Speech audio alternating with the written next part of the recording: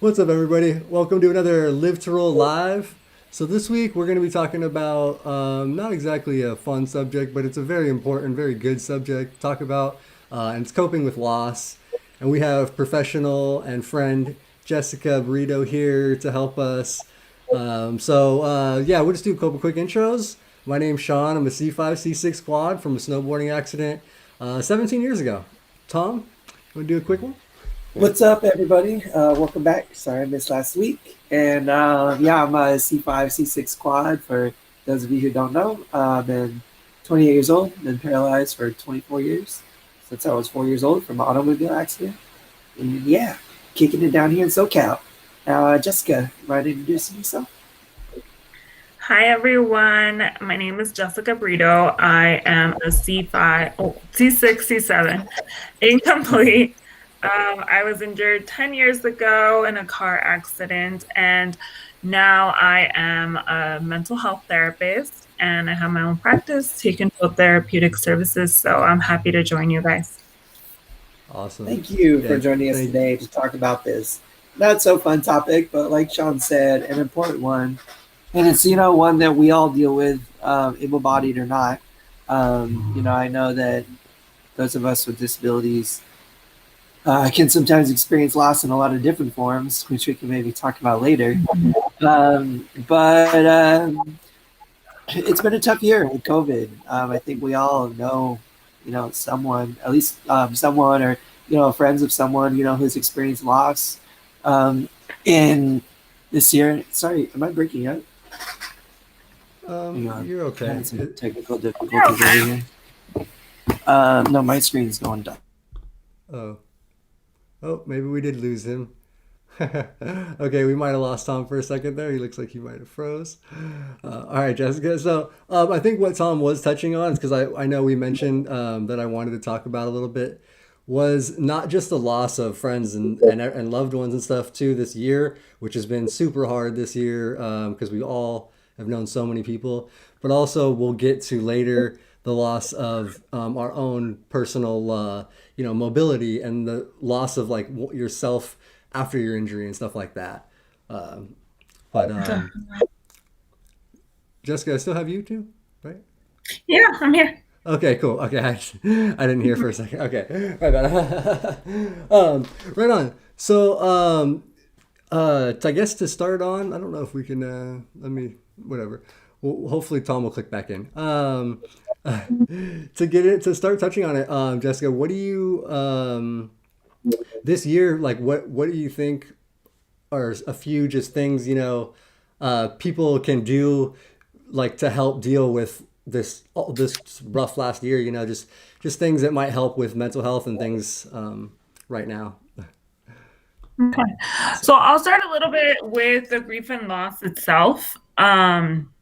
I want to say that, as a therapist, I've had to do more grief and loss therapy this year than I ever have before. And I feel like this is a great topic for us to present because a lot of people this year seem to be robbed from the grief and loss process because it happened so much this year that people kind of felt like, oh, it's happening, it's just a thing, it kind of got normalized to a point where it was kind of unhealthy because a lot of people weren't taking the time for the grief of the loss. So that's one thing Right. that really stood out to me this year. It was like one more death was just one more number, right? Right. And that's hard because it doesn't matter how many people passed away, it's still not something that you shouldn't feel, right? Um, One of the big things with grief and loss is, we've talked about it before, is the 5 stages of grief. And although not everyone's going to go through every stage, or not everyone is really going to go through the model, I think taking the time to process your loss is very important for healing. And I don't know that enough people did that this year. Yeah, that's a good point. I didn't even think about that as part of it, but yeah, like losses are coming so fast, you almost didn't have time to grieve. Yeah. Yeah, that's a very good point. Sorry So, about that, Yeah. everybody. My no, computer just crashed on me, but we're back, and barring no future issues, we'll be good. right on, so, man. so So, Jessica, let's just hope I can dive on into the conversation. Um, Yeah. resident professional, what are the ways to deal with that's grief, especially when it's kind of coming on fast like this? You know, when it doesn't really we feel like we. I mean, I don't know. Just I feel like that's how the world is. We have barely Hmm. time to process what's Yeah. going on in this moment before the next thing's happening, and then the next thing's happening. There's been 5,000, more than 500,000 people, to pass just in the U.S. alone. How do Yeah. we? So what I was just telling Shawn is that one problem with this year was the lack of grief, right? We kind of became desensitized. It was just another number. So I think one of the first steps to healing is really recognizing the loss, right? Recognizing the loss, sitting and not avoiding the pain, more of just recognizing and understanding that maybe in this moment it's okay to feel pain. Um, right. there was a lot of denial that was going on with grief and loss this year. Um, I feel like when someone's in the hospital and going to pass away, family gets to visit, people get to kind of start preparing themselves for that loss, right? In preparing the body or, having a funeral service, all of that was kind of robbed, right? And so a lot of people would tell me that they just couldn't really sit with the reality because they weren't seeing the process, right? Um, for those that did get to experience the loss and are very aware that this is a pain I'm going through, some people hold back from the pain because they think, well, you know what, so many people have lost someone this year, what am I complaining about, right? And so taking the time to just allow yourself to feel the pain and understand that although yes, other people are suffering, your pain is valid too. That's the first step. Next is really surrounding yourself by people you care about, people that, might be even going through the same thing, right? So if it's a family member, then, being around family is important. If it's a friend, being around other friends. A lot of times we have the desire to run away from the situation. And so a lot of times we don't want to talk about the death or we don't want to talk about the person. A lot of times we'll say something like, I just don't want to talk about it because I get very sad. I'm And kind the of that way. reality, it's human nature. It's human nature. Humans were born to survive. And in order to survive, we're either going to run or fight. And so when it comes to grief, we don't like pain. So we're going to run, right? So that's why some people during grief and loss will become very aggressive because it's just our survival. And the reality is that the more we talk about our loved one, the more we share stories, the more we allow ourselves to feel the pain, the closer we get to acceptance and peace. So, That's uh, uh-huh. like I say, that's really good advice that I need to take because I Mhm. definitely do that personally. I just don't like to talk about it, because it just brings up feelings and stuff, and like I don't want to deal with the emotions, and so it's just easier to kind of like suppress and try not to think about. But yeah, so I have a very bad habit of that. So thank you, Jessica. I need to I Yeah, need to change. confrontation, it's a tough thing. Confronting, reality. In a lot of cases, it's interesting what Jessica said earlier.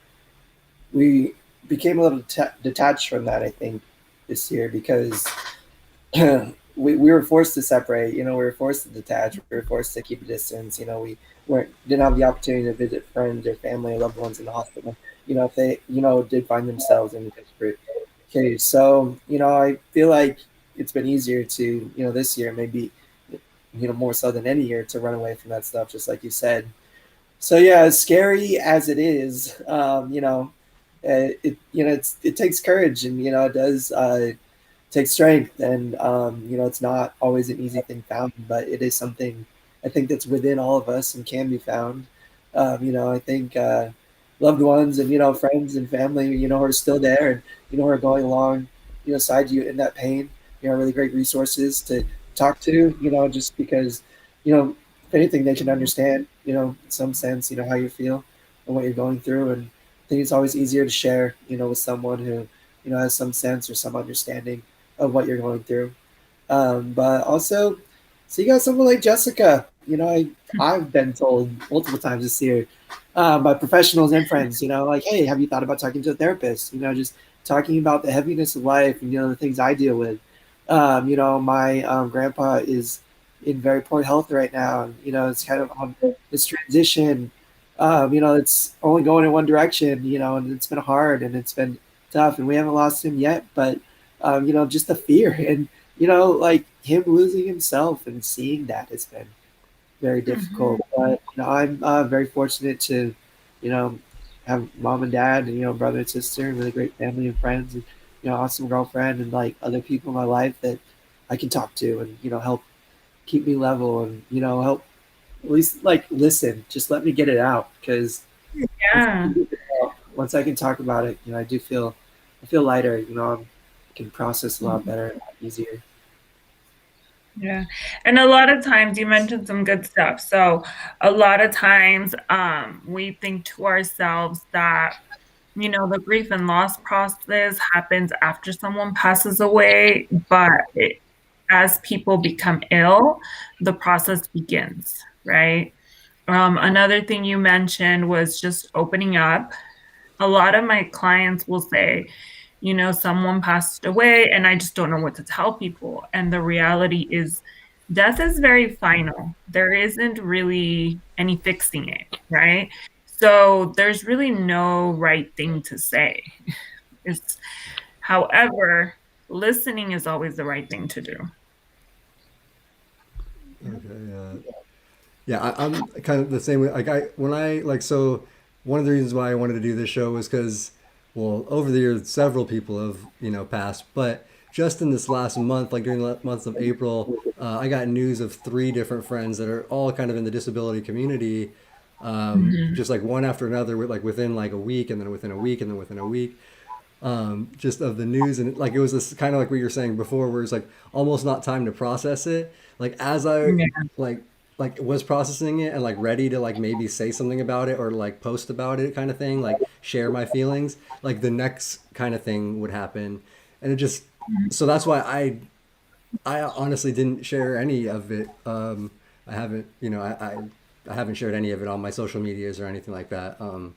I've just kept it all personally, which probably isn't healthy and isn't great because I haven't shared Well, with even anybody like around me. So that's not, Yeah. yeah. Well, that's what we're I mean, talking about, Shawn. You yeah, should.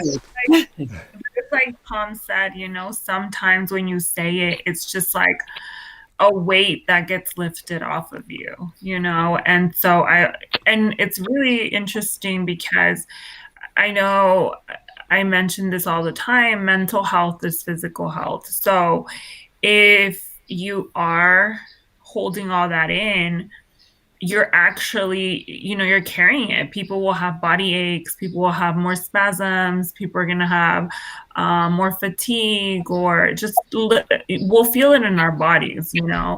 So unloading is necessary even for our physical health because they're one and the same. So if it's not coming out verbally, it's gonna come out in your body. And I always tell people that that's the hard part when we start seeing it come out in our bodies, you know?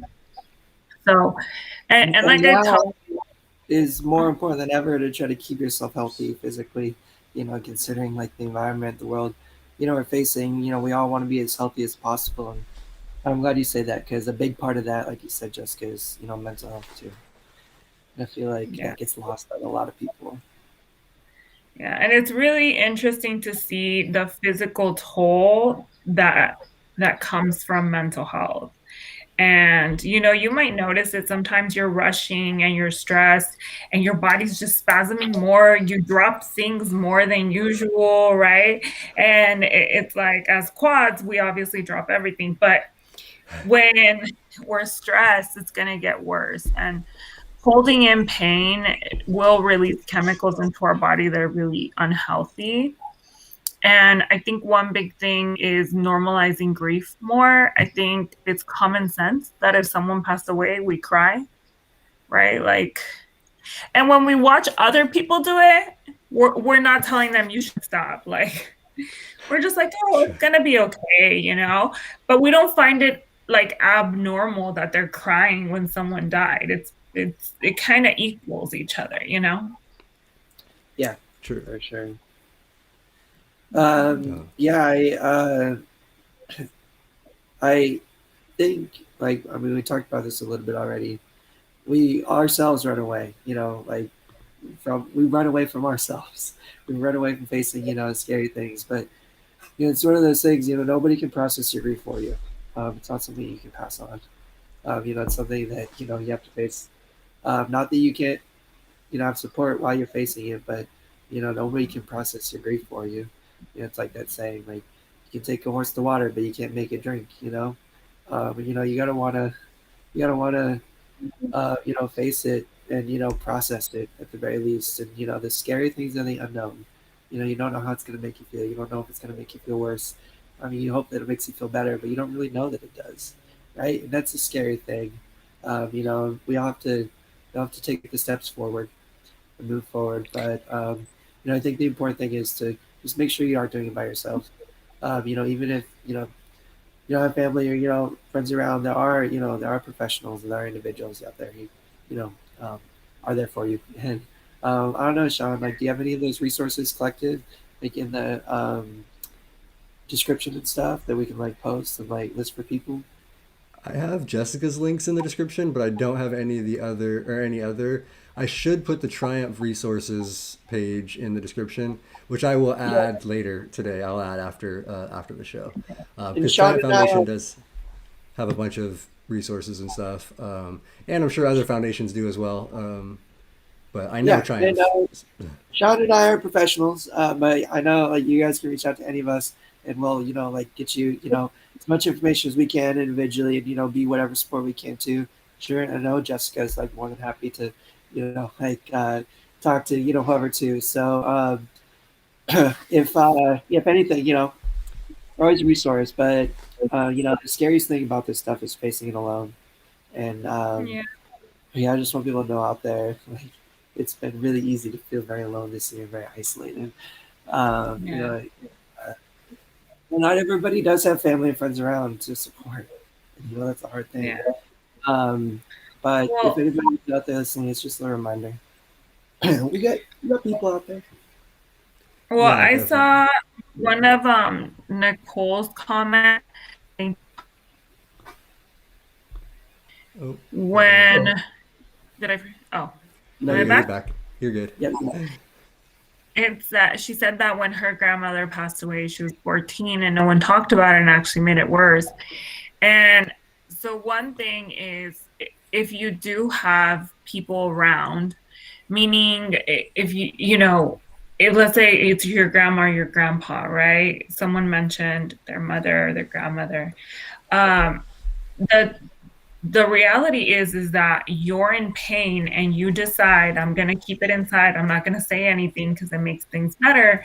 But the reality is that now you feel alone in this pain when everyone around you is alone in their pain. And if you guys start opening up, then all of you aren't so alone, right?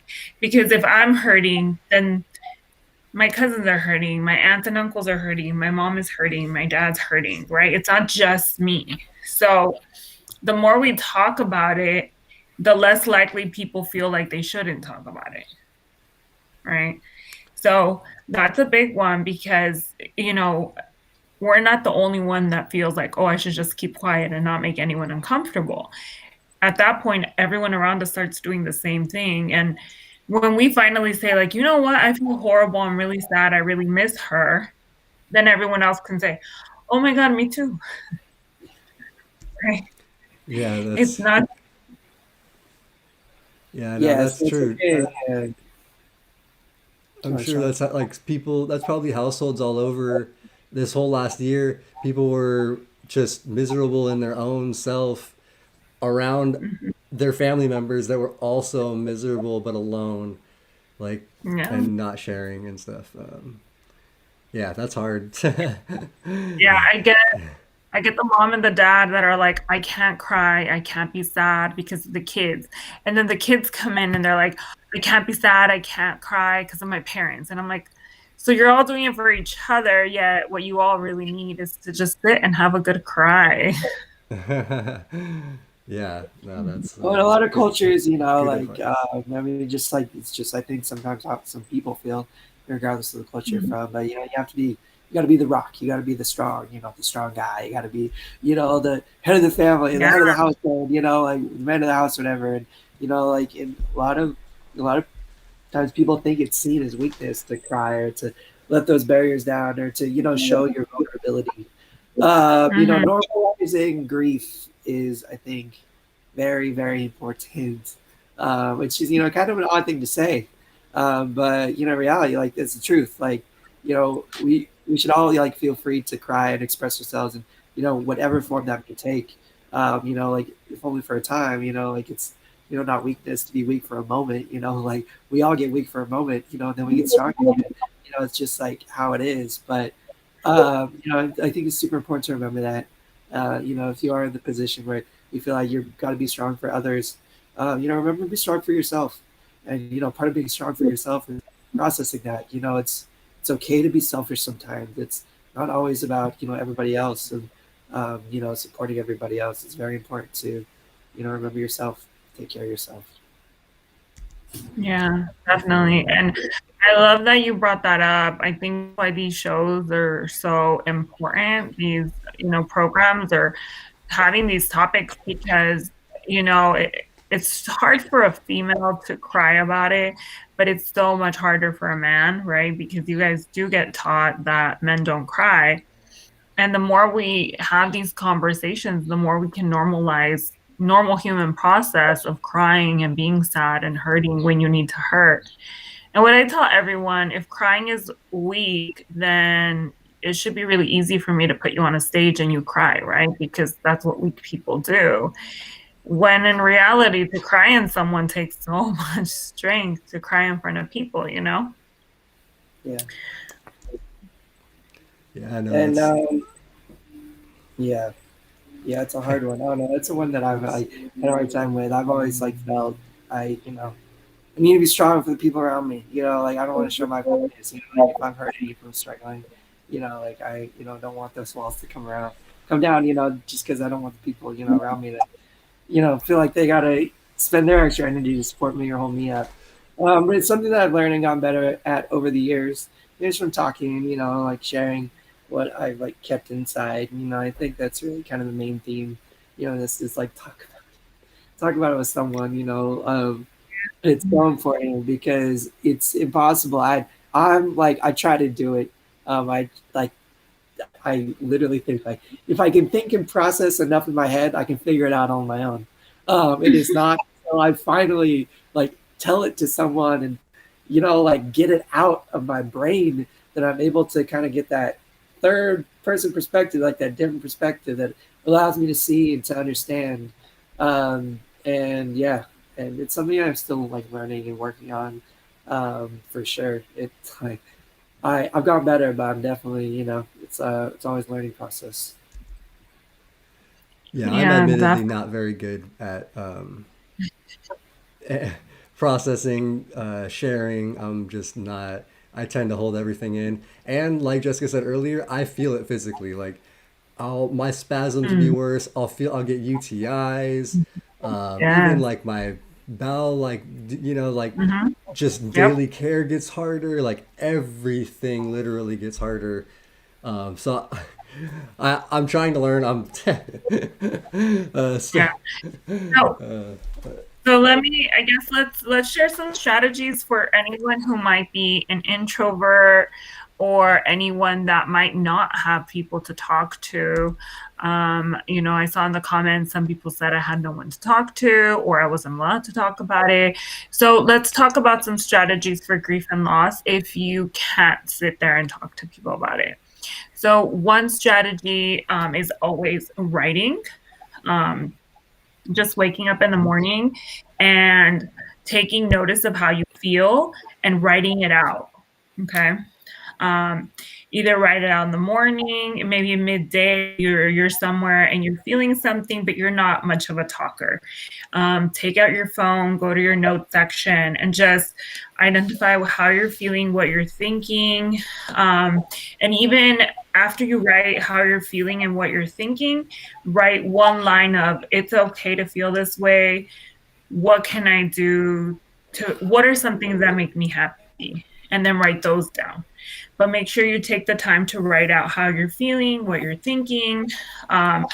During grief and loss, maybe at that moment you're thinking about the last time you talked to this person. Write that out, right? What happened, how it happened, your favorite memory of them. The more we talk about our favorite memories, the more we go from crying to happiness. So identifying that, if you're not the type that likes to write, there's always drawing. You can draw it out, you can color, even doing some final goodbyes sometimes, writing a goodbye letter. And maybe, I've had people do their own little ceremony right now that, not everyone can attend funerals.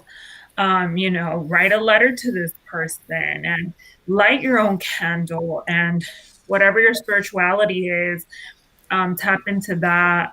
And then, you can always burn the letter and just the ashes and everything. It kind of signals rebirth and new life. So there are strategies for those of you that don't want to tell everyone what's going on and you kind of just want to process.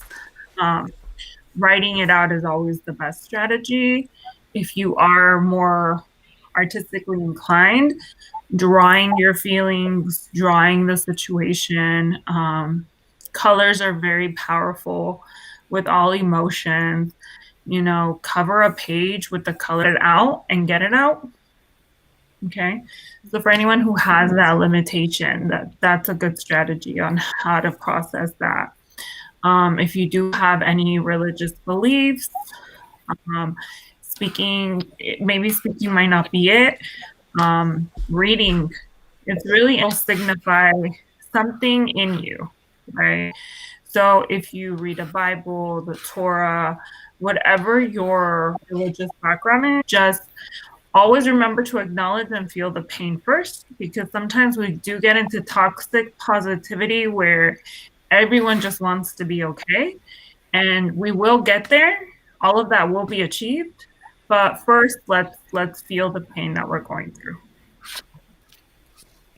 Yeah, that's good. Just great advice for most people. I always I always tell people, like a lot of people like comment on my eternal optimism, my positivity, because I try to be a pretty positive person. Those close to me, know that I'm not as pessimistic as everybody else, but it's a conscious choice for me to if I'm up and my body's hurting, just like dealing with stuff, dealing with life stuff, and I got a million things on my mind. It's hard. It's hard to feel good, to choose to be happy or try to feel happy, to put that smile on your face and smile, at the stranger walking by, rather than just look down at the ground. And it's a conscious thing. Same with grief. It's a conscious we have to consciously decide to feel it and experience it. These things like emotions, come on rampantly and make us feel out of control. But that's how I process and handle it. You have like my happiness, my positivities. I try to choose and try to like control over that choice. Like having a hard time, but I'm choosing to feel good. I'm choosing to like be optimistic, to be happy, and like to take on this day. And like, hey, maybe in 10 minutes, like something, be feeling better. I'm gonna eat my favorite snack, or put on my favorite song, and like do stuff to help me feel better. And that's all a part of that conscious decision. And, like if I'm feeling down in the dumps and I need a sulk day and a sad day, like that is a decision too. And I close the Yeah. blinds, pull the covers over my head, and dive into my pillow, and I choose to just kind of sulk and be sad and be funky, and that's perfectly okay. That's perfectly normal. Yeah. And like you don't gotta feel bad about that. I think a lot of us like put a lot of guilt on ourselves, because we have a couple funky days, or we're having too many funky days in a row because we're just feeling extra funky, or there's extra hard stuff going on in our lives. Remember to give yourself a break. Remember to treat yourself and reward yourself. Like just because you're having a hard time doesn't mean you need to punish yourself for it. Make that Mm-hmm. conscious decision to go. To do the things that make you feel good, to put on, the happy music, the happy TV show, like go for a drive, get your favorite snack, whatever it may be, go for a roll in the sunshine. And those are just my things. But it's all a part of that conscious decision making process. A lot of like Mm-hmm. these emotions can take hold and feel like you're out of control, but I know everyone, we all can find control. I think part of that, it's not. I mean, it just doesn't come easy. It's something I discovered and found too. Um, but I think everyone's capable of it. Something to think about too. If you're feeling out of Yeah. control, try to take Yeah. control. So I've told people, like, if you have a going on and you don't have the time, I've had people that say, you want me to just break down and cry at work. And I'm like, well, it's more of like what Tom said. As long as you don't stop yourself from having those moments, you just make a conscious decision of when they will happen. I've had people just put on a timer, give yourself 2 hours to be sad and to cry and to be in bed. And then when the time is up, have an activity that you're going to do after, right? Have something that you love that you're going to go do. Have something that you really enjoy. But like Tom said, it's you're making the conscious decision of when to break and when to be okay. And that's kind of a good strategy to stop you from spiraling. Yeah, that's good. That's good to And try to like the timer is a good idea.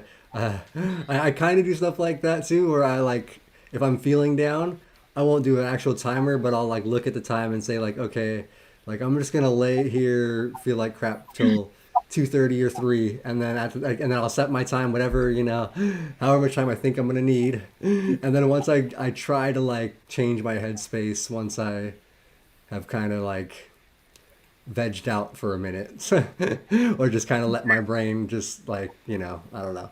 I guess that's one of my coping methods because I'm not as good as the communication and stuff that I should be, but yeah, I'm okay at that kind of stuff. Yeah. Yeah. yeah, go ahead, Jessica. Yeah, I think it's finding what works for you.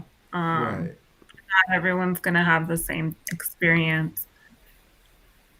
Yeah, usually if I'm feeling off and I'm feeling like really like just funky, my dad told me this little acronym. It said it's HALT: hungry, angry, lonely, or tired. If you are Mm-hmm. experiencing any one of those four things, you need to halt what you're doing. Stop, separate yourself from, that situation, that environment, try to, like remedy, whatever it is, because you're not going to make yourself feel good. You're not going to be able to make good, rational, healthy decisions until you feed your body or feed your brain like some different kind of thoughts or whatever it is you need at the time, or maybe it's just a rest. You need to just go and shut off for a few minutes and reset. Just close your eyes, flip the switch on your brain, and when you turn it back on, you have a fresh perspective. You feel better, you can think differently, you can process differently, like face it, in a better headspace. And so I use that all the time. I halt, go through my little checklist to make sure. And it's like cool tool that I found. It's been pretty helpful. So shout out Doug, Papa Conway, appreciate it. Yeah, dude, that's good actually, because it almost always is one of those. Like, it's pretty much, yeah. Usually for me, it's hungry and tired. Yeah, and sometimes it's more than one, or it's all four. Like and that's when it can be really hard. But it's just super. I think it's important to um, be conscious of that. Of the self awareness to know. Um, yeah, and I think also I want to talk about gosh these podcasts. I feel like we have all the time in the world. They just slip by, but loss doesn't always take shape and losing a loved one. I think all of us know as disabled individuals, or those of us with disabilities, listening, the three of us on the show. Disability is a form of loss. We all experience and go through. And it can be, as difficult, as hard as, losing a loved one. I mean, I think, paralysis in particular, I mean, in a lot of conditions similar, you lose yourself, you lose a part of yourself. I was in a unique situation where I was injured, as a kid. It was very young. I was 4 years old. And I didn't process my grief until later on, until I was a teenager. And it hit me hard when I was like 15 or 16 years old. And it hit me like a wall. Like for, a year, I didn't understand what was going on or why I was feeling the way I was. But it's because I had never really processed my loss, my grief, like why I was different than everybody else in my school, why, everything seemed a little bit harder, like a little bit slower, like whatever it was, like I just always felt like I'd always been this way. It wasn't until I got older, until I realized, what I did lose, at a young age. And it took a lot of family support and time and, just processing and talking to figure out, first of all, what it was, that I was feeling, and then to get through it, process my loss. And how I did it was, thankfully, amazing family, the best family in the world, feels like. That supported me and, like talked me through, just like a lot of the feelings I hadn't confronted until that time, a decade later. And I started working on myself and, started like addressing my disability and talking about it, like reaching out to the disabled community. I feel like one of the most important things for any form of loss, if you're really struggling, is get out into the community, go to a community of other people who are, experiencing other stuff. There's support groups for, loss of all kinds, of every kind. Like my solace was the spinal cord injury support groups that, gave me a community, gave me people to talk to, gave me a space that I could continue to share week after week. Like when the hard stuff would keep coming up, and I would have to continue to process. Like without that community, like I would be really afraid to know where I'd be or how I'd feel because I know it'd be probably not a great space because of what that's offered me and the solace I found. So I don't know. I don't want to keep talking and take up the rest of the time, but I want to talk about that a little bit. The loss we experience, a lot of us experience, and mechanisms for healing for that. Yeah, definitely. So, like I said before, grief happens in stages, and when it comes to our disabilities, it's pretty interesting because you do go through the stages of grief at different moments, right? Not everyone, it happens right away when their injury happens. Sometimes you get injured and you're just so focused on healing and getting better and learning how to use this new body that you don't process till later on.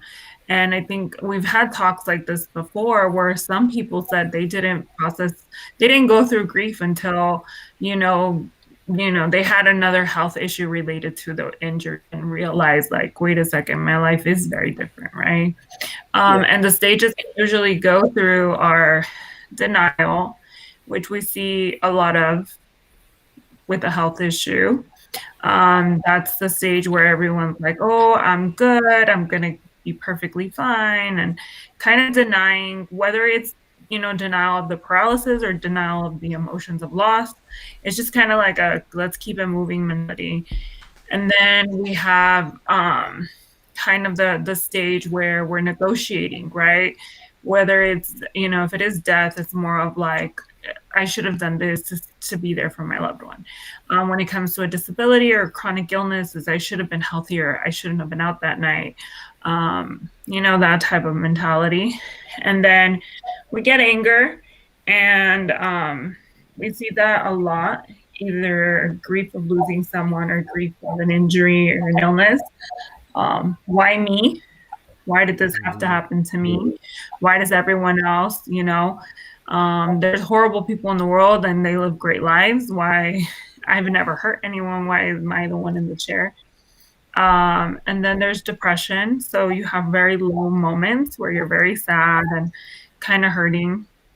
And the interesting thing is when you hit depression, it's actually clinically a good sign because you're getting closer to acceptance, and you're at that sad stage where you're like actually getting closer to fully processing, like, oh shoot, this really did happen to me. And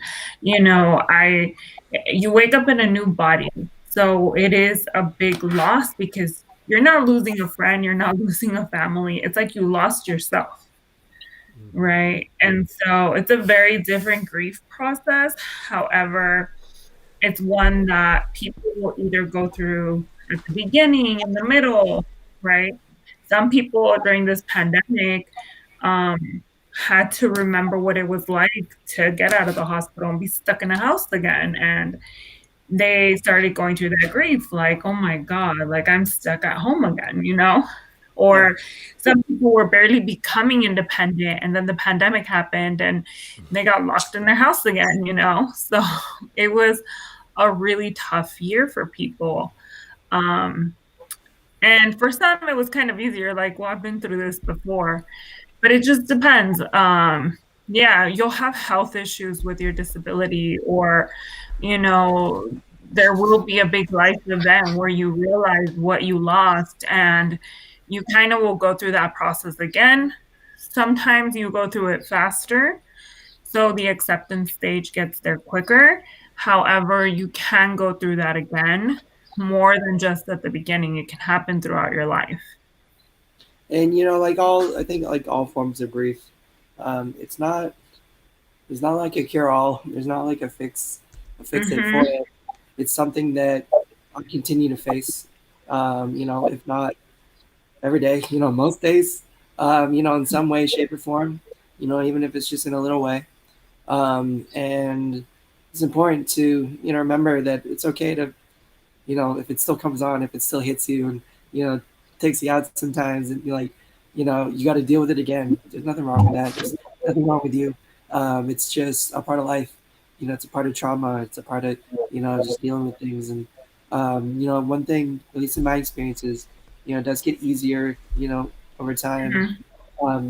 The more you face it, you get better mechanisms at dealing with it. You learn how to deal with it easier. You maybe not as feel bad or down, or doesn't things don't feel as hard for as long the next time, and a little bit shorter the next time. But life is a balance. Life is ups and downs. There's always going to be new hardships, new grief, new things to face.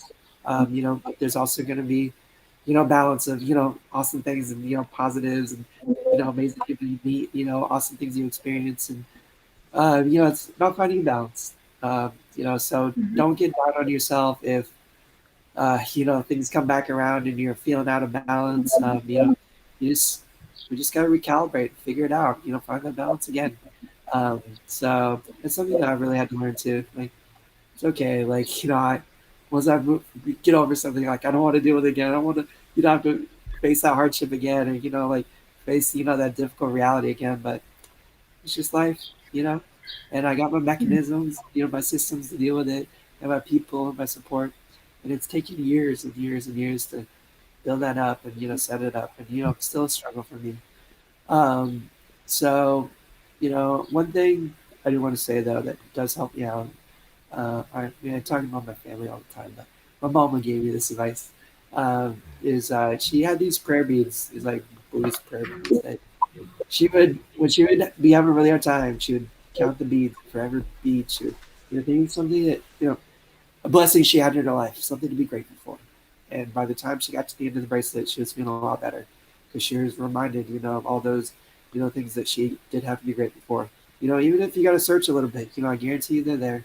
We all have difficulties and hardships, but we're all, have blessings and things to be grateful for too. Around us. And I think it's super important, especially when we're feeling down and when it's harder to see. Is consciously remind ourselves of that stuff.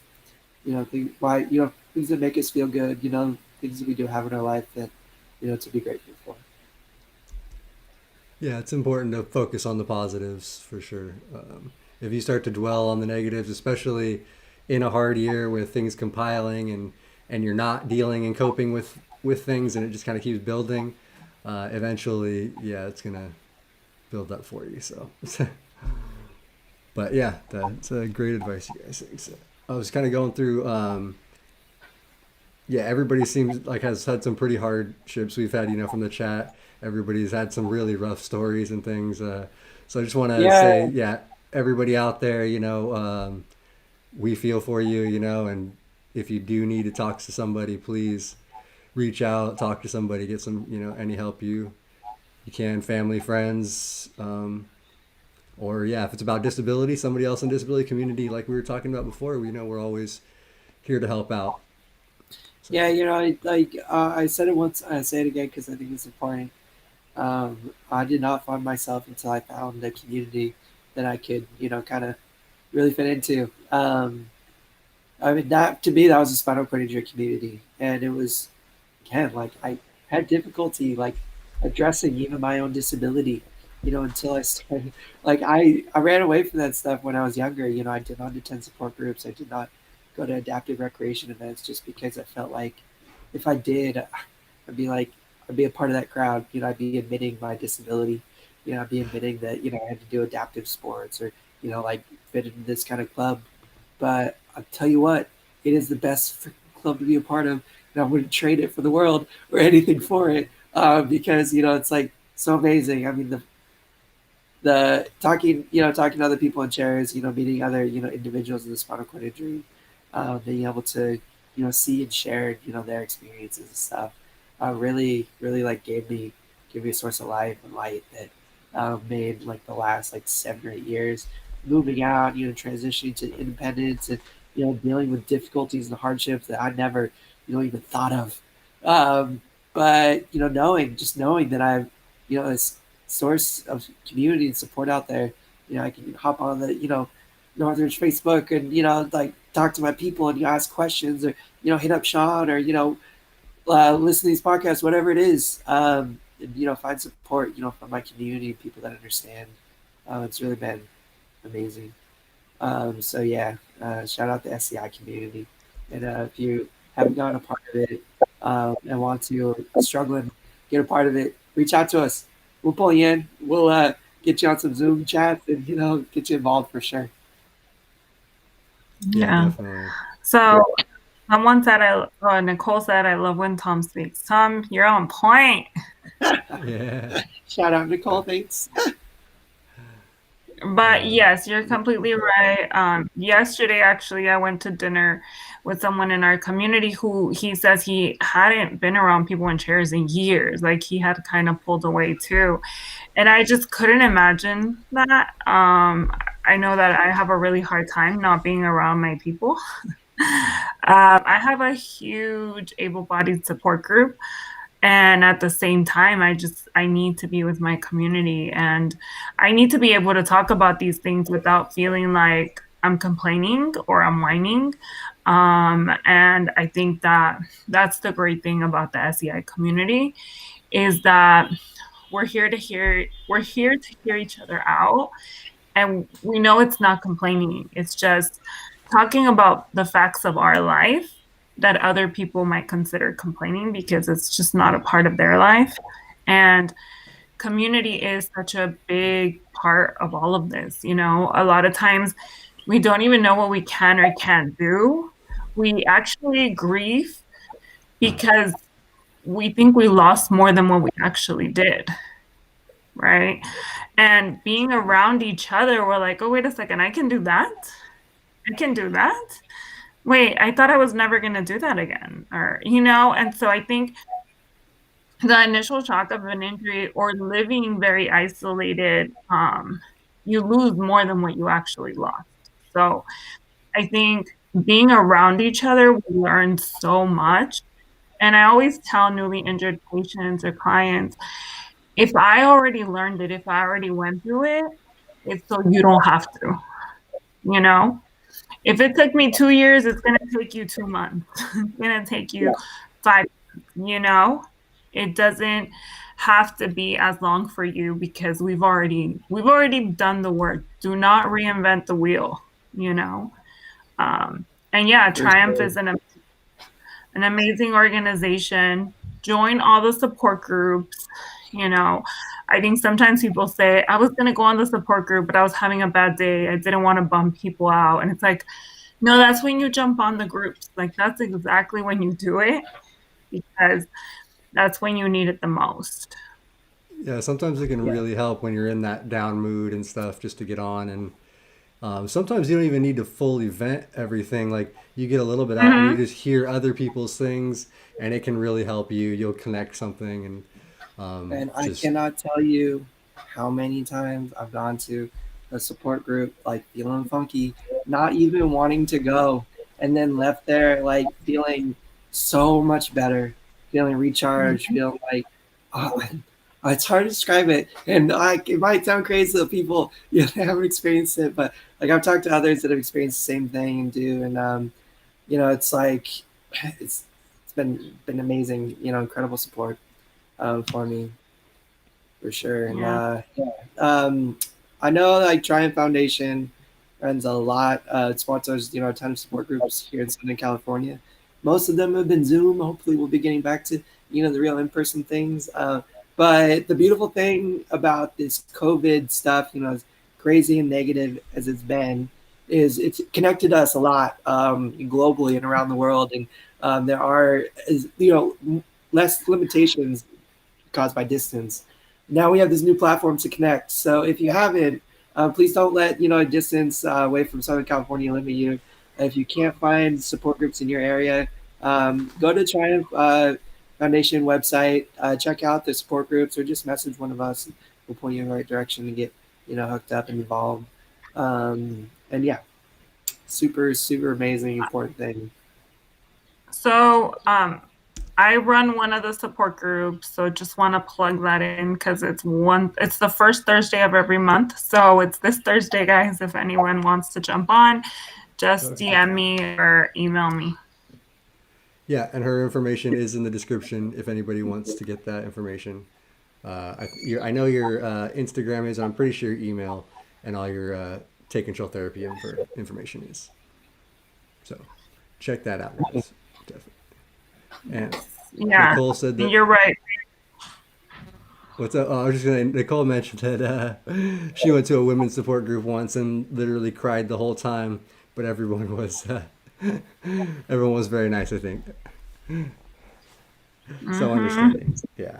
So, but I was gonna also throw Andrew is one of our UK viewers. He's been through a lot, and he says he has to travel an hour to get to SCI community. Andrew, you really got to reach out online, virtually. I don't know what the times would be like for you on the Triumph stuff here from the UK, but there are some about this time. So if this works for you, like we can try to get in contact with us if you want. Yeah, definitely. It's crazy. It sounds like Andrew and others out there. Sometimes like loss can come all at once and in many different forms. Not just family, just like loss of your abilities and stuff. But life can just kick and hit really hard sometimes for us. And, we don't have any control of it. It's just how the cards fall. But yeah, just remember you're not alone. I know it doesn't sound like much, coming from a stranger online that you've never met or talked to a person, but there's someone out there loves you. Please, like, don't hesitate to reach out. Anybody out there is feeling down, or doesn't have anybody to talk to, or is feeling that lack of love, or space in their life. Yeah, we're out here, and I know it's like I said, may not become much from a stranger, but it's something. And we're always happy to talk. If you want to reach out, in person, hook you up with some resources, or just an ear to listen, for sure. Yeah, for sure. Mason asked where, Jessica, and I think it's virtual, right? It is, but it's a women's group though, Mason. So I don't know. No, mine is Oh, mine is not a women's group. oh, you're not. Yours is not. I'm sorry. Then No, Mason, yeah, my contact her. Sorry. So I run it with Bobby. Oh, right. Oh, awesome. I think that Bobby, is who was super hoping to be important, here but though. was. What's that? I love the fact that like women's groups still exist. Sometimes like it's not easy to talk about quad stuff, like body stuff, in front of like male quads and stuff too. So I'm telling you, if you like need support, even like the more specific, like you don't want to talk in front of guys or anything. There's women's groups, there's some men's groups, there's all kinds of groups out there for you. It's just really a matter of taking the effort to like research and reach out. Yeah, Yeah. definitely. Uh, That's good. well, Andrew, it sounds like our time frames are kind of crazy. Ours is 6:30 p.m. And I'll have the link and stuff Oh, up this week. But Andrew, email me if you'd like, and I can get you a list of support groups that run maybe during the morning so that you can join those. It'll be more of your afternoon, their mornings. So, and the more and those are fun because you'll be able to talk to everyone. It's not just the chat. yeah, Yeah, and that's cool. sometimes it can be intimidating jumping into a group of like unfamiliar faces. If it's like a matter of like feeling comfortable, like you want someone familiar, and it's like a virtual thing, like message me, like I'll hop on with you. Just like be someone to you know s- someone you've seen before to talk to and stuff. I just noticed that we have the founder of the Triumph Foundation. He does that all the time, especially for first time support group goers. It's like, hey, like I'll go with you, So it's like these a familiar face, someone to know. Like it can be hard facing that stuff alone. And again, like I know I'm a perfect stranger, but if it would make it easier, like please don't hesitate. Yeah. Because I'm always Yeah, no, happy for to sure. That's a good, be a friendly, good yeah, advice. And friendly. yeah, same thing. That's what I've done that for a few people too. That I've kind of tried to introduce to the groups and made sure I Yeah, was and, there it's before. it's a scary step to take, into like that vulnerable space. It's not uh, something to be ashamed of. You need someone to, be there, like to lean on, someone hold your hand through it, like that's like what life is all about, I think, supporting each other, through difficulties and, being that support, being something to lean on. So, for sure. And one thing I Definitely. want to say real quick, I know we're talking about grief and loss. So everyone also these support groups we celebrate too. So all your accomplishments, if you want to say like, hey, I finally got my bowel program in order, like we will be the ones that understand the amazingness of that statement. Yeah. So there's a lot of fun that goes on in them too. We do very serious stuff, but the only people that can probably joke about some of the things we're going through is us. Yeah. So it's a great place to jump on and just, have that community and have someone understand what you're going through. Because even in grief and loss, when someone passes away, I had a client who said, I used to tell people I understand. And now when people tell me I want to scream because no one understands. And I was like, So yeah, pretty much.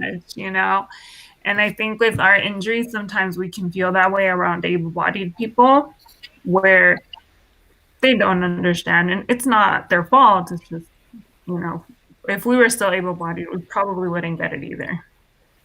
yeah, no, for sure. And that's one Yeah. of the big things with the spinal cord community. So I know people I know are hesitant to get into the support groups and to kind of like Tom said earlier, like it was like accepting your injuries, accepting your disability to do that kind of stuff. But it is so helpful. It really is. Like my life changed so much. And see, I was a little bit hesitant for the support groups and things. Like I came and went a little bit, But rugby is what changed it for me because once I got into that community, that was like my entryway, and then I was able to just completely, you know, take on the entire disability community and like involve myself as much as possible. But like Yeah. it just takes that first step, and it really, really can help you. Like it really helped me. I can tell you that from personal experience for sure. And Um, Andrew, I know you just commented that you are really doing virtual appearances because you're afraid how you look.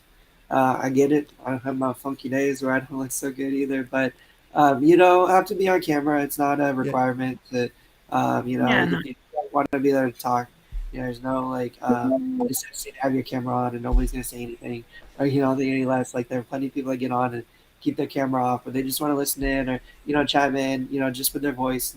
That's perfectly fine too. So don't let that hold you back if that's like a big thing. Um, but in any event, uh, yeah, don't hesitate yeah, to reach out. yeah, definitely. And real quick before we do wrap up, I made these just like I said before in this last month. I know I can't even begin to, you know, show for care for like everybody has so much grief right now and so much loss during this year. But these are just three of my friends, and they're part of the disability community. So I just made these little things. I just want to throw up real quick for just a second each and shout them out each. The first person is Terry Tat Daddy Newhouse. He's an able-bodied skateboarder, but he was part of the WCMX community, the adaptive skate community. He taught kids how to skate. He was just a really, really cool dude, really good dude.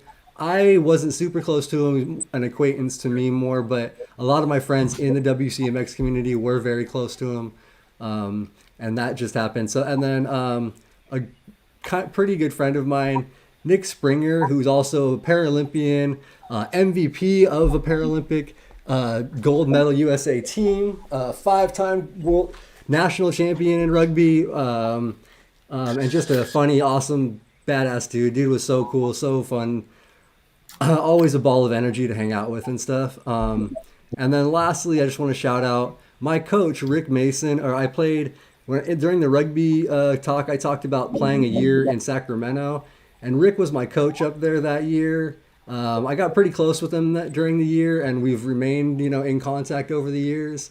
He's helped me with a lot of stuff just personally as well. And he was a quad that passed just this, not even 2 weeks ago. So yeah, those are just three of my friends that Rick and Nick I was very close to, so it definitely was hurt this month. Well, thank you for sharing. Thanks for shouting out and doing those little tributes to those amazing guys. Our thoughts and prayers, love, like with them, their families, with you, Shawn, for sure. Everybody who knew them. Um, and to everybody out there who's experienced loss, in some way, shape, or form this year, in years past, our thoughts and our prayers, our love is with you guys, and yeah, Yeah. And, Shawn, thank you for sharing. And that's one of the things that honoring them. And, I love the description gave of each one of them. And that's the way to remember them, and those are the reasons why it hurts so much, because they were amazing people. Yeah, definitely. It's yeah, it sucks when people are like actually really good people and taken before their time for sure. So uh, yeah. I think I don't know, for me, and I know it's different for everybody, but one of the ways that I help process my grief is, I celebrate the ones that are gone. Every day, every chance I get. yes, Like I see my grandma and every hummingbird that flies by. Like I see my grandpa Woody at every tree. Like I I see my friends and the families. That are with us anymore. All the time. Like reminders. All around us. And um, it's sad stuff sometimes, but other times it makes me feel happy and feel good to immerse myself back in those memories and revel in like the amazing times that I get to have with them. So I think it's important to remember and celebrate to those who aren't with us anymore. It's a really important part. Yeah. yeah, Yeah. So, I mean, I agree with Tom. My grandma passed away this year too. And that's what I do. I just remember all the good. I remember fighting with her. I remember making her angry. It was a lot of fun. It was. Yeah. That's good. Yeah, that's all we can do is just remember the good times and just yeah, carry on carry forward on while and moving yeah, forward. Can't go back. live for them. The wheel of Yes. time keeps on turning, and we're just along for the ride. But you're not alone. You're loved and you're supported. At least by three random people, on the internet, and I'm sure lots of others. But know that we're here at the very least. And thank you, everybody, for being a part of the show. Thank you for all our viewers. If you have not smashed that like button, go and give it a like. Make sure to subscribe. If this video was helpful in any way to you, if you think it might be helpful to anybody else, please share it around. We love and appreciate all the support. And we love and appreciate all you guys for tuning in every week. You're the best. Yes, thank Yeah. you.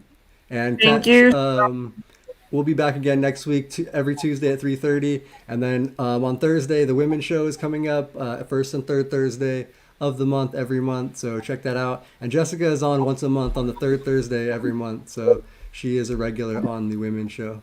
So make And sure to check it Jessica, out. thank you so much for your presence, your professional, expertise, Yes. and being on the show, and sharing all that you have.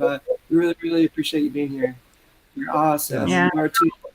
Well, For putting this the thing thing, the thing I'll end it with is thank you so much for having me. And just remember that grief and loss is normal. And if you notice that it's too much, there's always people like me to talk to. All right. Yes, definitely. So seek help and contact Jessica if you are in the area. We need somebody to talk to.